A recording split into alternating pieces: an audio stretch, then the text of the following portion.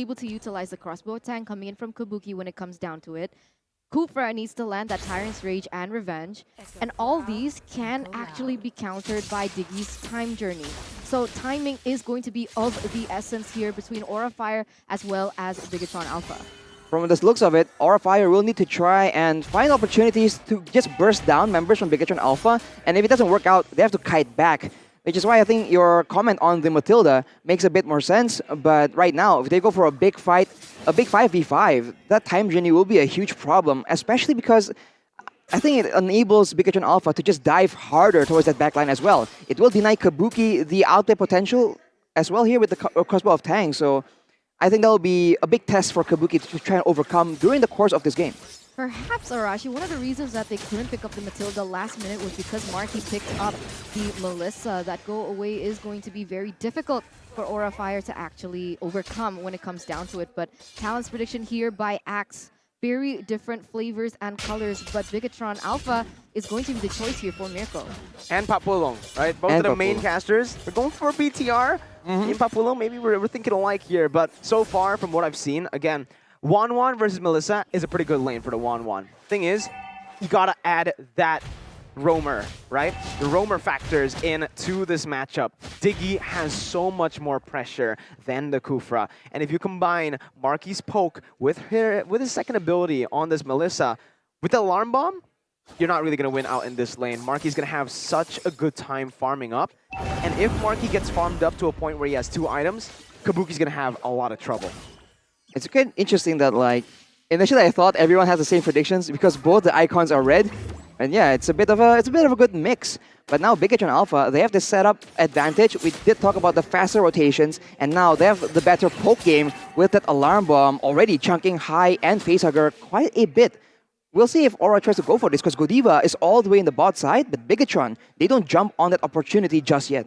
I honestly believe that Bigatron Alpha is going to have a better time in these setups when it comes down to the neutral objectives. Just solely on the fact that you have the Moreno, but oh my god, already so much damage onto High. I actually might be wrong. Yeah, Time Journey comes in, clutch by Key.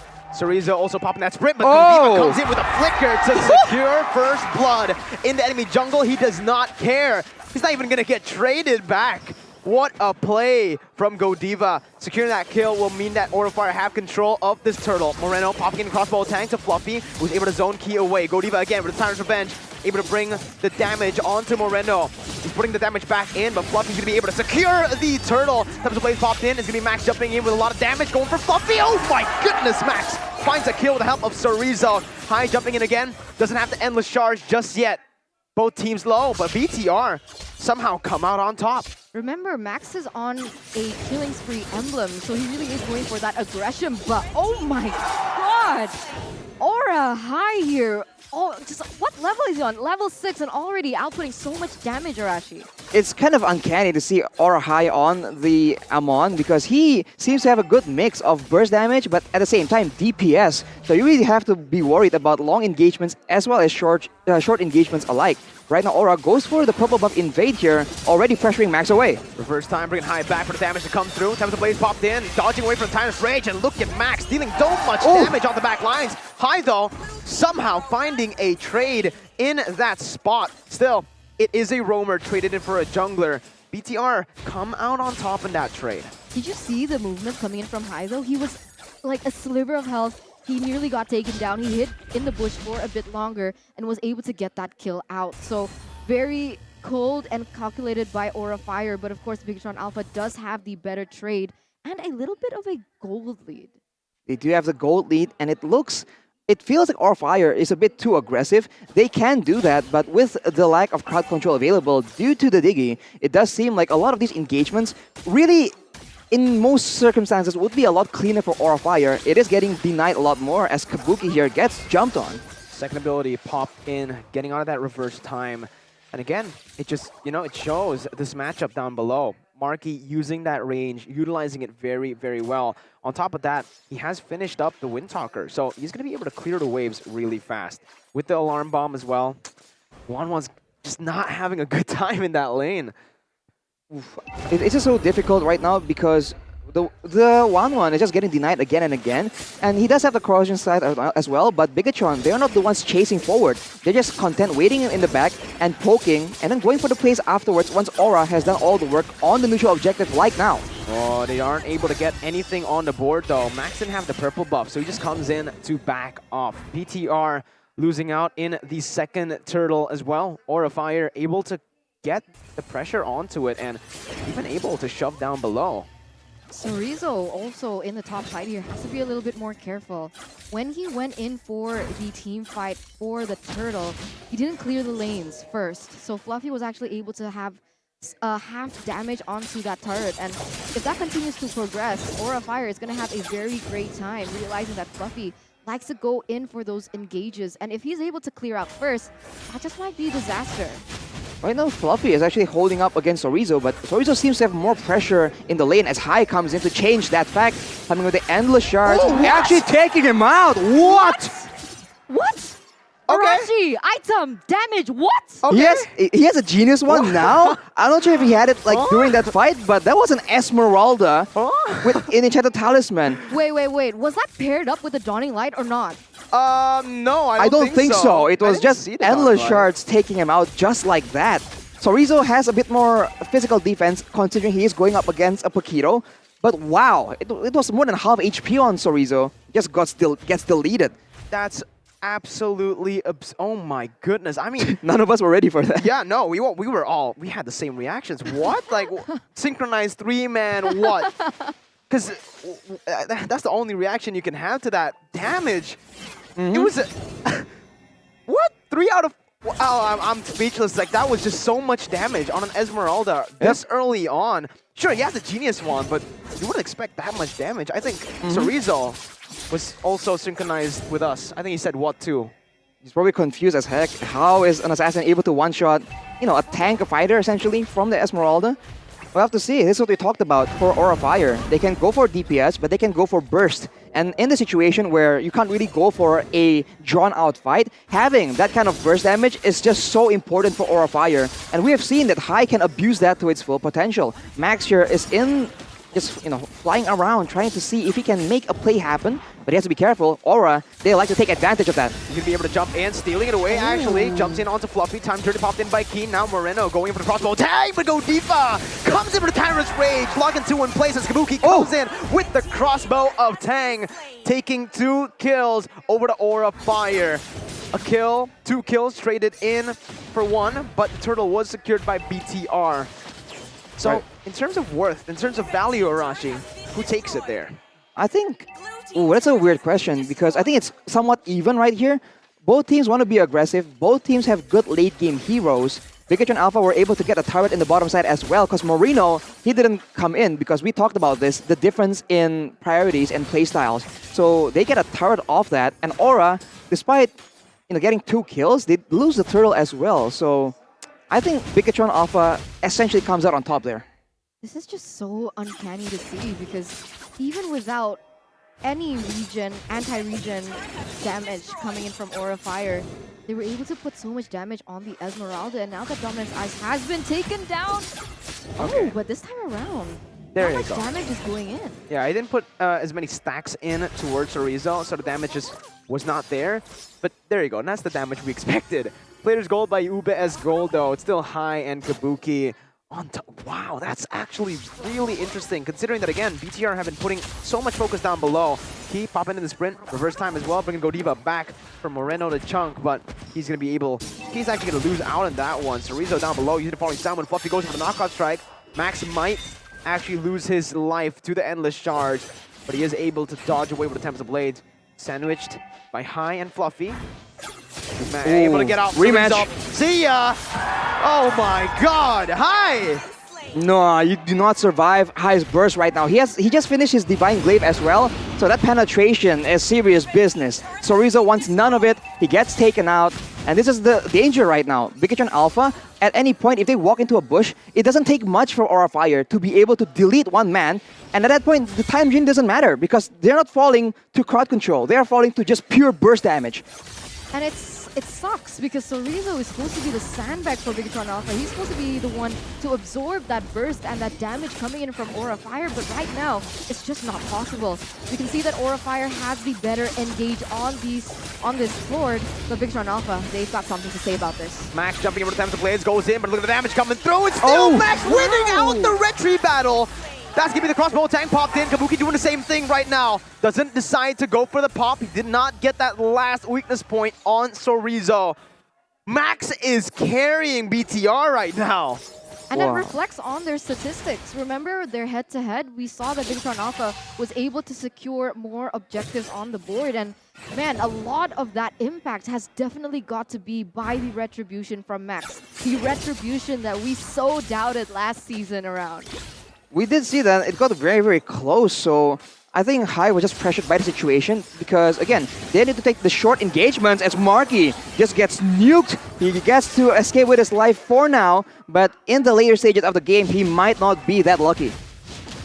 Moreno, though, has a lot to play with. Aura Fire, they have a lot of make or break it ultimates. He can take the crossbow of Tang, he can use the ultimate coming in from Godiva, or even utilize that Dawning Light coming in from Facehugger. So playmaking potential definitely be there for Moreno depending on the situation that pursues them. Look at this though, the siege in the mid lane. Marky again gonna get a huge chunk of his HP taken out. Hai, one level ahead of Max, but Max will be able to secure the purple buff.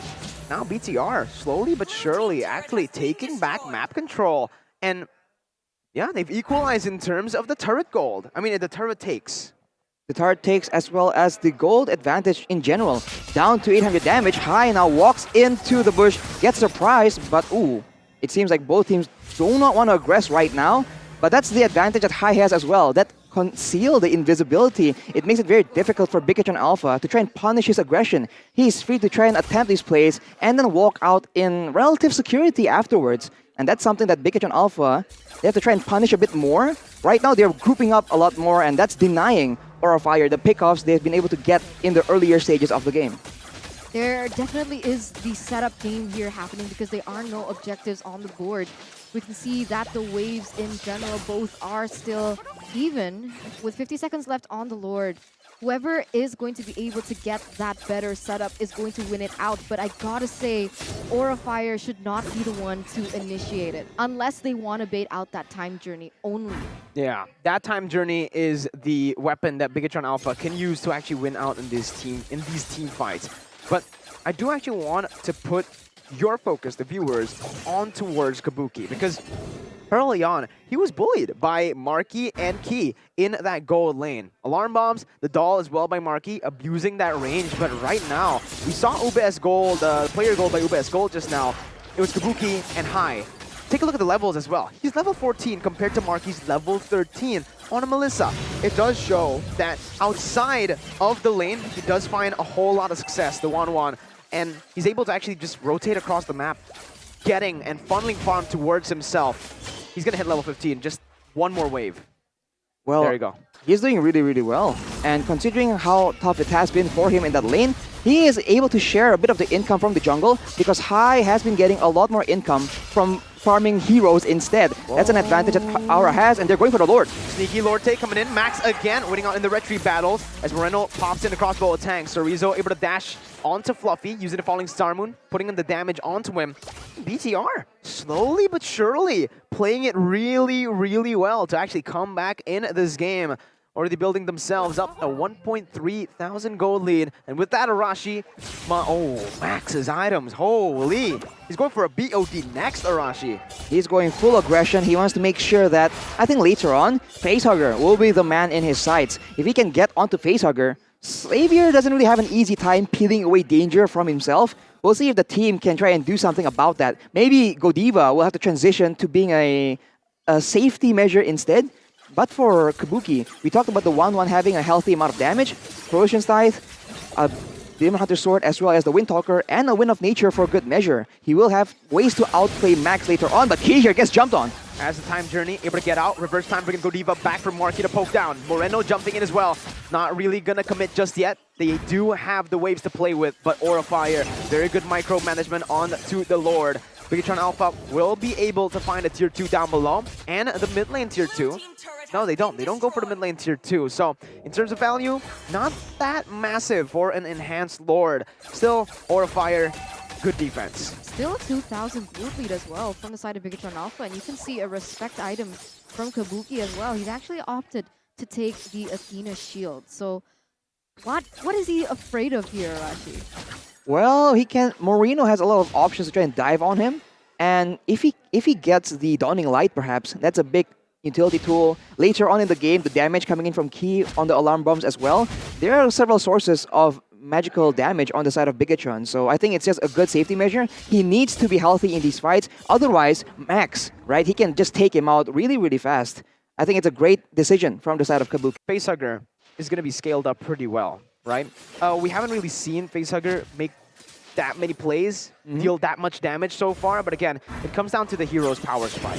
Since the nerf onto Xavier, he gets the power spike a bit later into the game, and now that's the room for Facehugger to actually play. Going for the Dawning Light, he will be able to connect it. Sorizo, though, jumping onto high, will have the Endless Charge popped onto him, but Max goes into the back line, finding Facehugger. Moreno doing the same thing, stealing the crossbow of Tang as Aura Fire popped the conceal to back away. Aura losing their mid laner. The man that I just mentioned will hit the power spike here.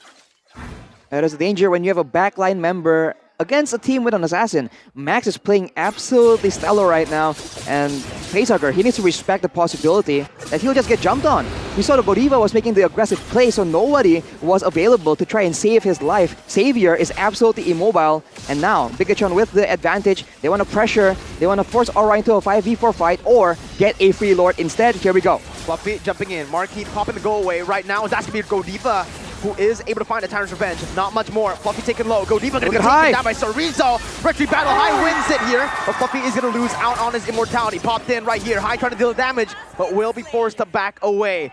5 members still strong for BTR, and Aura very good secure by High. I don't think I noticed how much time has elapsed. 17 minutes already finished here in game number 1 against Aura Fire as well as Bigatron Alpha. So the countdown timers are going to make a huge impact when it comes down to it. So even if you win that Lord, if you lose too many members, it's really difficult to see how optimally you can take and what you can get with that Lord push, Arashi. It's difficult for High now because he lost the momentum, the advantage. Kabuki here walks into Marky? 2 members. He will be able to survive. That was very, very dangerous. This is a risky situation here at 18 minutes of the game. Timers, as you mentioned, are very critical. And if you look at the damage dealt by X, as we say that Kabuki gets taken out.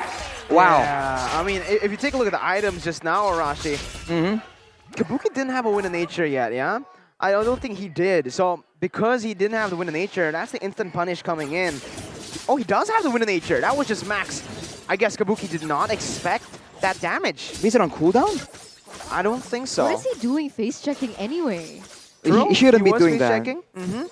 Again, right? That's just, we've seen this kind of the kind of plays we've seen from Kabuki on those fighter type of heroes are those crazy openings. Key though, able to bait in for Moreno. Crossbow tank popped in, go away as well. Fluffy gonna be pinned down. Max jumps into the back lines. We're the top of the blades. Facer gonna get taken down. Double kill picked up by Max. Max and Max. Moreno jumping in onto Godiva. It's a wipeout for BTR. Presented to you by Head and Shoulders. Kabuki, the only man left standing, 1v5. Ziggy doesn't have the time journey. Kabuki goes in for the crossbow of Tang right now onto Mark. He has it, but BTR, they stay focused onto the base. A massive upset, 1-0 BTR. Wow.